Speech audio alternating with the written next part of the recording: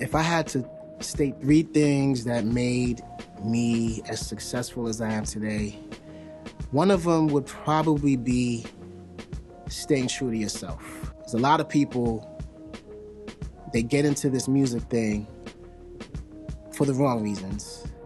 And a lot of people really get into it, whether it's on the DJing side or production side. You know, we all want to make money and we all want to be known and respected for what we do. But a lot of times people will conform, make music or play music that they're not really into, but they're doing it because they got to get that guap.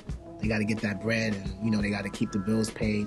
I think I've carved a lane for myself through the music that I make, the kinds of music that I make, the artists that I choose to deal with, and the kind of parties I choose to play, and the music I choose to play, to where, like, people know what they're going to get when they hire me, and I'm not expected to jump out of my lane, per se. Now, I could do certain things that I don't really want to do, but at the end of the day, I want to be happy. I want to be content and feel that what I'm doing is fulfilling myself first before, you know, the audience.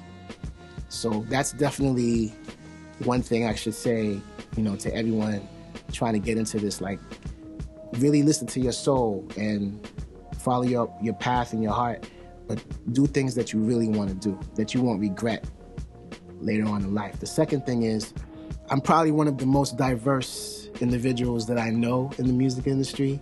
To be specific, just championing different genres. Like, I came into the game primarily through hip hop, as a producer, as a DJ per se. Well, not really so much as a DJ, because my thought process to rocking parties has always been the same. Like, play for everybody. That means not playing one thing, you know, not playing just top 40 music, not playing just rap, keeping the party moving. So I've been rocking parties since the 80s. And from the old school New York aesthetic, you play different genres, you know what I'm saying? Because, like, throughout the night, and I'm talking about not a marathon set where you're jumping in 2 hours and you're done. You can't even tell a story that way. I'm talking about, like, 10 o'clock start time, and you play the whole night, and you're done at like 4 in the morning.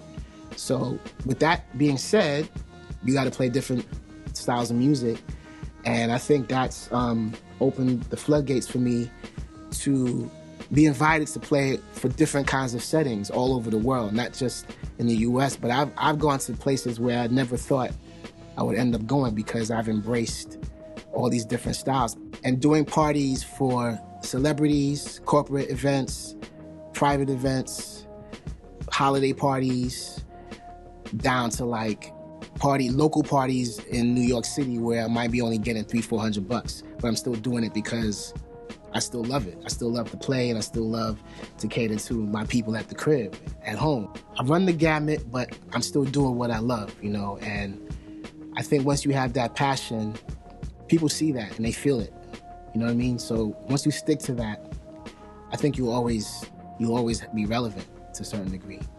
So the third thing I think that has allowed me to sustain a pretty operative career is being a good person.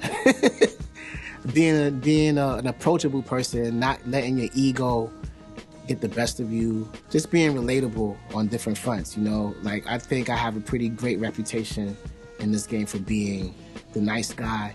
If I need somebody to be an asshole, then I have somebody work with me. But me as an artist, you know what I mean? Like, if you approach me, I'll treat you with respect, as long as it's, you know, done the other way around. Treat me with respect. And a lot of people don't get that. Like, it's all, you know, you do a few parties here and there, you make some money, and then it's like your head is blowing up, and all of a sudden you can't be approached. You know what I mean? I mean, come on, I've played with Stevie Wonder. You know what I mean? Like, he's invited me not just to open for him, but to be in his show. So it's not just me throwing parties in his honor. Like, you know, I've done some pretty big things. Spike Lee is another one. Like, every time he needs a DJ, I'm his first go-to person. Now, you know, I do Michael Jackson tributes with him every year, but, you know, that fostered into a really great working relationship as well. So, you know, just be a good dude. Be a good person, I should say. not alienating the ladies out there. There's a lot of female DJs in the game too. Just be a good person.